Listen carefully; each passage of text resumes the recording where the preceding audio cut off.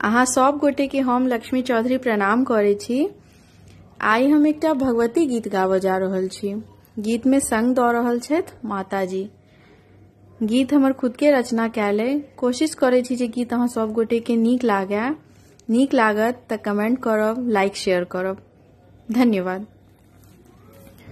माँ अहाँ जग जननी हम अबला नारी छी। माँ अहाँ जग जननी हम अबला नारी छी। मैया खोलू ने के बार माँ पुकार करै छी। मैया खोलू ने के बार माँ पुकार करै छी। माँ अहाँ जग जननी हम अबला नारी छी। माँ अहाँ जग जननी हम अबला नारी छी।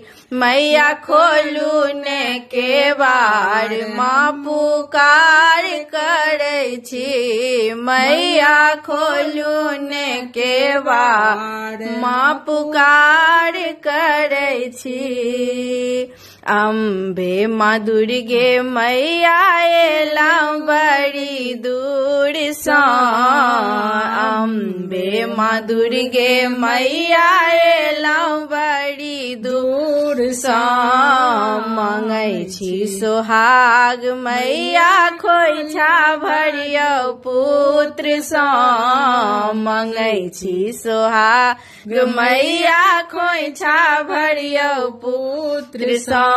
मायन धन सोन माँ महल मांगै छी। मायन धन सोन माँ महल मांगै छी। माहे अहाँ जग जननी हम अबला नारी छी। माहे अहाँ जग जननी हम अबला नारी छी। माँ अहाँ जग जननी हम अबला नारी छी। माँ अहाँ जग जननी हम अबला नारी छी।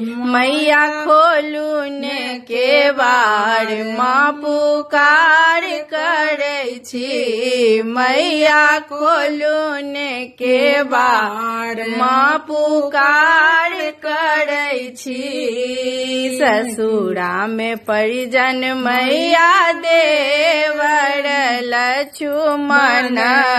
ससुरा में परिजन मैया देवर लक्ष्मण। नहिरा सहोदर भैया भातीज सोहरल। नहिरा सहोदर भैया भातीज सोहरल।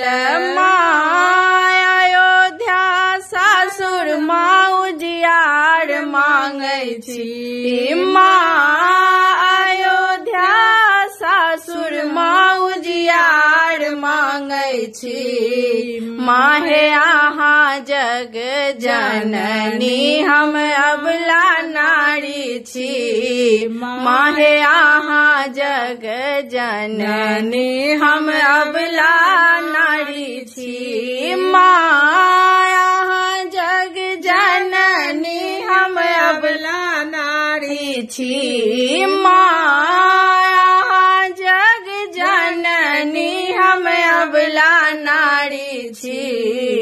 मैया खोलू ने के बार माँ पुकार करै छी।